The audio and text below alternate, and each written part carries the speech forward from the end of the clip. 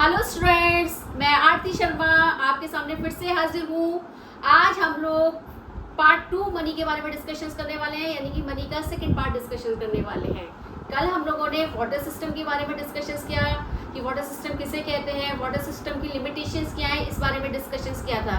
अगर आप लोगों को पार्ट फर्स्ट इसका चेकआउट करना है तो डिस्क्रिप्शन बॉक्स में इसका लिंक दिया हुआ है, पहले आप उसे देखेंगे, उसके बाद आप सेकंड पार्ट को देखेंगे। तो फिर से हम शुरू करते हैं, थोड़ा सा फिर से गो थ्रू करते हैं कि मनी क्या है, किसे कहते हैं money. Money is acceptable by all the person and it is a lawful, यानी कि मनी क्या है, money is the medium of exchange है, money is the medium of exchange and it is acceptable by all the person, यानी कि हर व्यक्ति के द्वारा ये एक्सेप्टेबल होती है।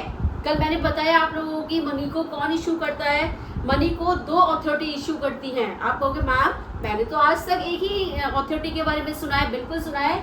मनी को जो इशू करते हैं, मनी का को जो इशू करते हैं वो 2 अथॉरिटी को कैटेगराइज किया गया है।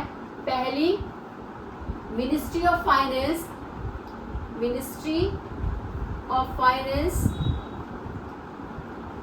और दूसरी हमारी आरबीआई।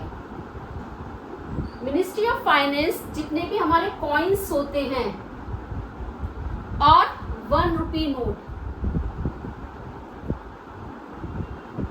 इनको इशू करती है मिनिस्ट्री ऑफ फाइनेंस, अपनी मर्जी से नहीं, on the behalf of the central government. किसके बिहाफ पर? सेंट्रल गवर्नमेंट के बिहाफ पर।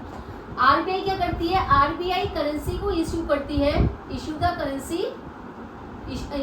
करेंसी को इशू करती है, जैसे कि 500 रुपीज़ का नोट, 10 रुपीज़ का नोट, 20 रुपीज़ के नोट, जितने भी पेपर की करेंसी है वो किसके द्वारा इशू की जा रही है? रुपीज़ में, यानी कि 500, 2000 रुपीज़ का नोट, 200 रुपीज़ का नोट, 100 रुपीज़ का नोट, वो सारी की सारी किसके द्वारा इशू की जाती है? आरबीआई के द्वारा इशू की जाती है। किसके बिहाफ पर?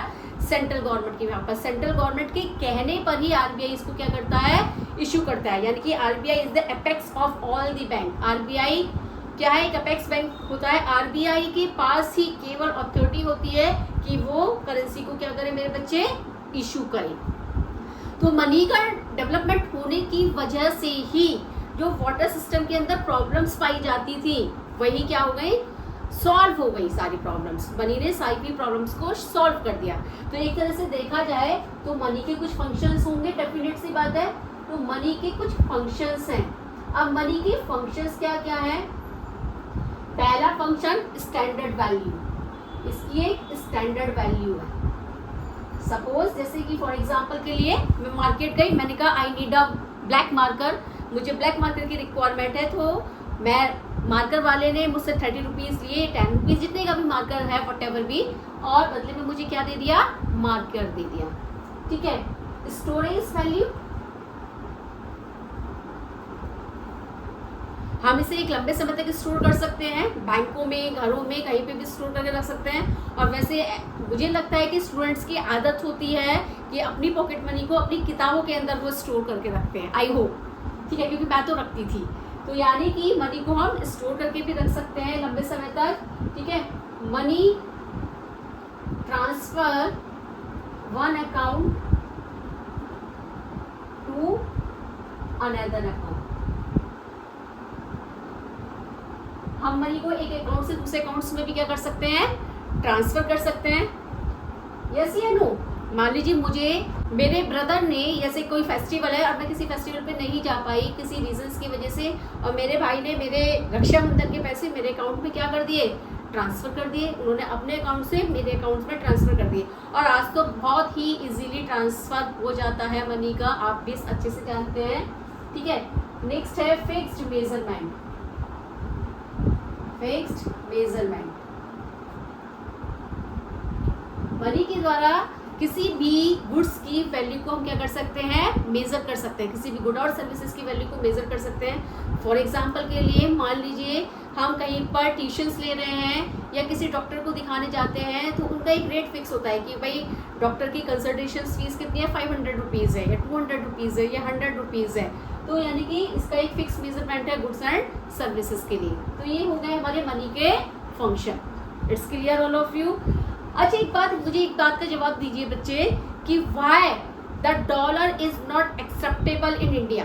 यानी कि जो डॉलर है वो इंडिया में एक्सेप्टेबल क्यों नहीं है, केवल मनी ही क्यों, जो पेपर के कॉइन्स वगैरह हैं, जो पेपर करेंसी है, कॉइन्स हैं, वही एक्सेप्टेबल है, डॉलर एक्सेप्टेबल क्यों नहीं है?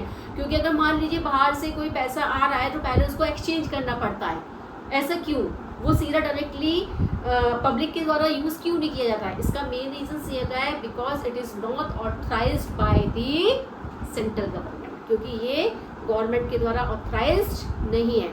ऑथराइज केवल किसके द्वारा है? ये आरबीआई, और आरबीआई किसके भी यहाँ पर काम कर रहा है? सेंट्रल गवर्नमेंट के भी यहाँ पर काम कर रहा है। It's clear?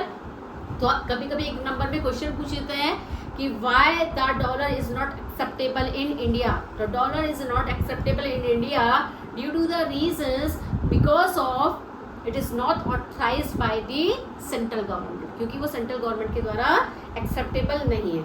आपको पता है मनी में हम बहुत सारी चीज़ों को इंक्लूड करते हैं। मनी के अंदर हम पेपर की करेंसी हो गई, कॉइन हो गए, प्लास्टिक के कॉइन हो गए। पहले टाइम में क्या होता था, जब तक डेबिट क्रेडिट कार्ड नहीं चले थे उस समय क्या करता था, अगर पैसा किसी को विड्रॉ करना है अपने अकाउंट से तो वो कैसे विड्रॉ करता था? उन लोगों को एक प्लास्टिक का कॉइन दिया जाता था, और प्लास्टिक के कॉइन पर मतलब नंबर्स लिखे होते थे, और नंबर लिखने पर जैसे ही बैंक वाले का जैसे उस पर बेल रिंग करता था, मतलब बंदे को बुलाता था, जैसे उसका टर्न आता था बंदा पैसे को विड्रॉ करता था।